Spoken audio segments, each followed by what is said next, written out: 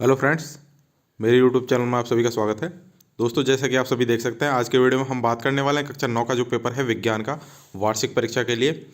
तो कहीं ना जाए, वीडियो में अंत तक बने रहे। सारे प्रश्नों के उत्तर आपको बताए जाएंगे। जैसा कि आप देख सकते हैं, हमने येलो मार्क किया हुआ है, तो सभी प्रश्नों के उत्तर बताए जाएंगे। आपको सिर्फ इतना करना है, जो भी उत्तर हम आपको बताएं वो रट लेने हैं। इसके अलावा चैनल को सब्सक्राइब करके रखना है, नोटिफिकेशन बेल को ऑन करके रखना है, जिससे आपको हर वीडियो की अपडेट टाइम से मिल सके। अगर आपको फिर भी कोई डाउट रहे इस सब्जेक्ट या और किसी भी सब्जेक्ट में, तो हमारे व्हाट्सअप नंबर दिए हुए हैं, आप बिना संकोच के हमें मैसेज कर सकते हैं। तो आइए स्टार्ट करते हैं पहले क्वेश्चन के साथ। फर्स्ट क्वेश्चन है आपका, निम्न में से एक अधातु का उदाहरण है। निम्न में से कौन सा एक धातु का उदाहरण है। यहाँ पर धातु पूछा है, तो धातु का उदाहरण कौन सा है? आयरन। क्योंकि देखिए, नाइट्रोजन भी गैस होती है, हाइड्रोजन भी गैस होती है और ऑक्सीजन भी गैस होती है। तो धातु बचा है हमारा आयरन, तो आयरन हमारा सही उत्तर रहेगा। नेक्स्ट क्वेश्चन है, निम्न में से एक कोशीय जीव का उदाहरण नहीं है। तो एक कोशीय जीव अमीबा भी होता है, पैरामीशियम भी होता है और क्लेमिडोमोनास भी होता है। तो इसका जो सही उत्तर रहेगा वह रहेगा हाइड्रा। नेक्स्ट है, वह ऊतक जो हमारे शरीर में गति के लिए उत्तरदायी है। तो गति के लिए जो उत्तरदायी ऊतक है वह है हमारा पेशीय ऊतक। ऑप्शन नंबर बी आपका सही उत्तर रहेगा। नेक्स्ट है, पादप जगत का उभयचर कहलाते हैं। तो पादप जगत का उभयचर कहलाते हैं ब्रायोफाइटा को। ब्रायोफाइटा पादप जगत का उभयचर कहलाता है। नेक्स्ट है आपको दे रखा है 5n एवं 3n के दो बल एक ही वस्तु पर विपरीत दिशा में कार्यरत हैं, वस्तु पर बल का परिमाण होगा। ये देखिए, ये कोई वस्तु है, इस पर एक बल इस तरफ से कार्य कर रहा है और एक बल इस तरफ से कार्य कर रहा है। मान लीजिए ये 3n का है और ये 5n का है। तो हमसे पूछा है वस्तु का परिमाण बल। तो परिमाण बल क्या होगा? अगर विपरीत दिशा में कोई बल कार्यरत है तो उसका परिणाम बल उनका अंतर होगा। तो 5n में से 3n गए तो हमारा बचा 2n, तो 2n हमारा सही उत्तर रहेगा। ऑप्शन नंबर ब इसका करेक्ट आंसर है। नेक्स्ट है, एक स्वतंत्रता पूर्वक गिरती हुई वस्तु की गतिज ऊर्जा का मान क्या होता है? उसका मान बढ़ता रहता है। अगर जैसे आपने देखा होगा, आप छत पे से कोई गेंद अपने हाथ से छोड़ेंगे, बिना कोई स्पीड लगाए, बिना कोई प्रेशर के आप छोड़ेंगे, तो आप देखेंगे वो स्पीड से नीचे जाती है। क्योंकि अगर आप स्वतंत्रपूर्वक भी छोड़ेंगे तो उसकी स्पीड बढ़ती चली जाएगी, यानी कि उसकी गतिज ऊर्जा बढ़ती चली जाएगी। तो ऑप्शन नंबर ब आपका सही उत्तर रहेगा। नेक्स्ट है 7th नंबर, ध्वनि की चाल निम्न में से किस में अधिकतम होती है? तो ध्वनि की चाल ठोस में अधिकतम होती है। किस में अधिकतम होती है? ठोस में। तो आपका ऑप्शन दे रखा है, देखिए, पानी ठोस नहीं है, ये द्रव है। हवा आपकी गैस होती है। और लोहा क्या होता है? ठोस होता है। और एक ऑप्शन दे रखा है आपको निर्वात में। तो जो इसका सही उत्तर रहेगा, अभी आपको बताया था ठोस में अधिकतम होती है, तो आपका ऑप्शन नंबर ब सही उत्तर रहेगा। आपको याद रखना है, ध्वनि की चाल किस में अधिकतम होती है? ठोस के अंदर। तो ठोस भी जो भी वस्तु रहेगी उसमें आपकी चाल अधिकतम रहेगी। नेक्स्ट है, मलेरिया का रोगवाहक है। तो मलेरिया किससे होता है? मादा एनोफिलीज मच्छर से। तो मच्छर कौन? आपका ऑप्शन नंबर सी है। नेक्स्ट है, वायु द्वारा फैलने वाला रोग नहीं है।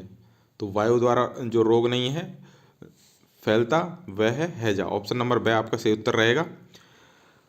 नेक्स्ट क्वेश्चन है आपका क्वेश्चन नंबर 10, ग्रीन हाउस प्रभाव के लिए उत्तरदायी गैस कौन सी है? तो जो उत्तरदायी गैस है वह है मीथेन, कार्बन डाइऑक्साइड वगैरह। तो ऑप्शन में आपको दे रखा है कार्बन डाइऑक्साइड, जो बहुत ही ज़्यादा उत्तरदायी गैस है।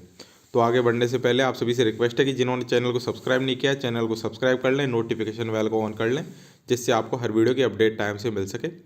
और डिस्क्रिप्शन में हमारा टेलीग्राम चैनल और व्हाट्सएप ग्रुप का लिंक है, तो आप जाइए व्हाट्सएप ग्रुप पर ज्वाइन हो जाइए। और भी स्टूडेंट जुड़े हुए हैं। तो सेकंड नंबर क्वेश्चन है, जिसमें आपको रिक्त स्थानों की पूर्ति करनी है। पहला है, होम कार्बन डाइऑक्साइड किसे कहते हैं? होम मतलब solid carbon dioxide. Solid carbon dioxide क्या होता है? हमारी बर्फ़ होती है। तो बर्फ़ आपका सही उत्तर रहेगा। नेक्स्ट है, किसी तत्व की संयोजन शक्ति उस तत्व की क्या कहलाती है? वो कहलाती है संयोजकता। क्या कहलाती है? संयोजकता। नेक्स्ट है, परमाणु की किसी कक्षा में उपस्थित अधिकतम इलेक्ट्रॉनों की संख्या किस सूत्र द्वारा ज्ञात की जाती है? तो वह सूत्र है 2n square. 2n square. Next है, घेंगा रोग के इलाज में किसके समस्थानिक का उपयोग होता है? तो आयोडीन के समस्थानिक का उपयोग होता है। नेक्स्ट है, कोशिका के अंदर प्रोटीन का संश्लेषण किस में होता है? तो यह होता है राइबोसोम के अंदर। राइबोसोम के अंदर क्या होता है? प्रोटीन का संश्लेषण। नेक्स्ट है, रक्त के तरल आधात्री भाग को क्या कहते हैं? तो इसको कहते हैं हम प्लाज्मा। क्या कहते हैं? प्लाज्मा कहते हैं। बढ़ते हैं नेक्स्ट क्वेश्चन की ओर। नेक्स्ट क्वेश्चन है आपका, नारियल का रेशे युक्त छिलका किस ऊतक का बना होता है? तो ये बना होता है स्क्लेरे काइमा का। स्क्लेरे काइमा का बना होता है। नेक्स्ट है, 5 जगत अवधारणा किस वैज्ञानिक ने दी थी? तो यह दी थी आपकी R.H. विटेकर ने। आपको ये अति लघुत्तरात्मक प्रश्न के रूप में भी याद रखने हैं और एवसदय के रूप में भी याद रखने हैं, क्योंकि ये क्वेश्चन आपके आ सकते हैं, क्योंकि आपके सिलेबस सेम है तो किसी भी जिले में कोई से भी क्वेश्चन आ सकते हैं, तो आपको सारे क्वेश्चन याद रखने हैं। नेक्स्ट है आपके अति लघुत्तरात्मक प्रश्न। जैसे कि आप देख सकते हैं यहाँ पर स्पेस कम है, तो अभी आपको सिर्फ हम क्वेश्चन प्रोवाइड करवा पाएंगे, इनके उत्तर आपको एक साथ प्रोवाइड करवा दिए जाएंगे। तो अभी आप क्वेश्चन देख लें। तो इसके अंदर पहला क्वेश्चन है, टिंडल प्रभाव किसे कहते हैं?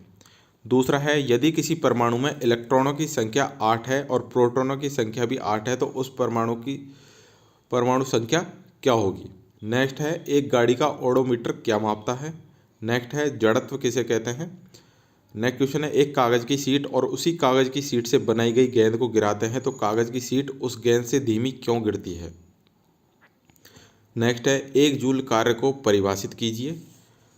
7 नंबर क्वेश्चन है, मुक्त रूप से गिरता हुआ एक पिंड अंततः धरती पर पहुंचने पर रुक जाता है, इसकी गतिज ऊर्जा का क्या होता है?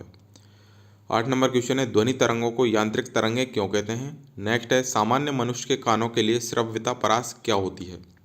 नेक्स्ट है, ग्रीन हाउस प्रभाव क्या है? नेक्स्ट है, खरपतवार किसे कहते हैं? 12 नंबर क्वेश्चन है, मिश्रित फसल से क्या आशय है? अब है आपके खंडवय, जिसमें लघुत्तरात्मक प्रश्न पूछे हैं आपके। 4 नंबर क्वेश्चन है, पदार्थ की विभिन्न अवस्थाओं के गुणों में अंतर स्पष्ट कीजिए। 5 नंबर है, मिश्रण किसे कहते हैं? निम्नलिखित मिश्रणों से उनके घटकों को पृथक करने की विधियों का नाम लिखो। पहला है आपका दही से मक्खन बनना, दूसरा है नमक से कपूर और तीसरा है जल से तेल। नेक्स्ट है, निम्नलिखित सूत्रों द्वारा निम्नलिखित यौगिकों के नाम लिखिए। तो आपके ये सूत्र दे रखे हैं 4, इनके आपको नाम लिखने हैं। 7 नंबर क्वेश्चन है, 3 कक्षाओं वाले बोर के परमाणु मॉडल का चित्र बनाइए। 8 नंबर है, कोशिका के कौन से अंग को बिजली घर कहते हैं और क्यों? 9 नंबर क्वेश्चन है, पादप जगत को एक प्रवाह चित्र के माध्यम से वर्गीकृत कीजिए। 10 नंबर है, वृत्तीय गति किसे कहते हैं? वस्तुओं की एक समान वृत्तीय गति के कोई 3 उदाहरण लिखिए। 11 नंबर क्वेश्चन है, कॉलम 1 का कॉलम बी के साथ मिलान करना है आपको। नेक्स्ट है 12 नंबर क्वेश्चन, आर्किमिडीज का सिद्धांत क्या है? इस सिद्धांत के कोई 2 अनुप्रयोग लिखिए। 13 नंबर है, सोनार का पूरा नाम लिखिए। और इसके अंदर दूसरा है, चमगादड़ अपना शिकार पकड़ने के लिए पराध्वनि का उपयोग किस प्रकार करता है, बताइए। 14 नंबर है, ध्वनि की प्रबलता तथा तीव्रता में अंतर बताइए। 15 नंबर है, जल प्रदूषण क्या है, वह कैसे होता है? खंड से है आपका पार्ट सी, दीर्घ उत्तरात्मक प्रश्न है आपके। 16 नंबर प्रश्न है, द्विपद नाम पद्धति किसने दी? इस पद्धति की मुख्य बातें लिखिए। 17 नंबर है, जंतुओं और पौधों के वर्गीकरण के आधारों में मूल अंतर क्या है, बताइए। 18 नंबर क्वेश्चन है आपके, निम्न क्रियाकलापों में कार्य हो रहा है अथवा नहीं, व्याख्या के आधार पर तर्क दीजिए। पहला है, सुमा एक तालाब में तैर रही है। दूसरा है, एक गधे ने अपने पीठ पर बोझा उठा रखा है। तीसरा है, अनाज के दाने सूर्य की धूप में सूख रहे हैं।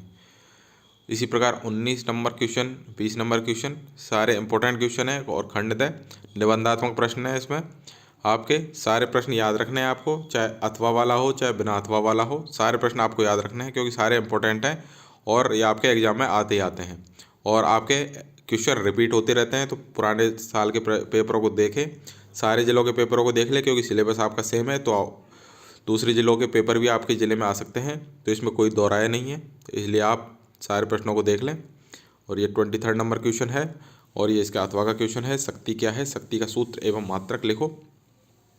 और इसमें एक न्यूमेरिकल भी दे रखा है आपको, तो ये भी देखना है आपको। तो ये थे सारे क्वेश्चन जो आपके भी एग्जाम में आते हैं, सारे सारे क्वेश्चन इंपॉर्टेंट हैं, इसलिए एक भी क्वेश्चन को मिस नहीं करना है। वीडियो अच्छा लगा है तो वीडियो को लाइक करें, शेयर करें, चैनल को सब्सक्राइब करना ना भूलें। अगर आपको कोई भी डाउट हो तो हमारा व्हाट्सअप नंबर हमने शेयर कर रखा है, आप कोई भी मैसेज कर दीजिए हमें। फालतू के मैसेज नहीं करने हैं, काम के मतलब के मैसेज करने हैं। तो मिलते हैं नेक्स्ट वीडियो में। Thank you.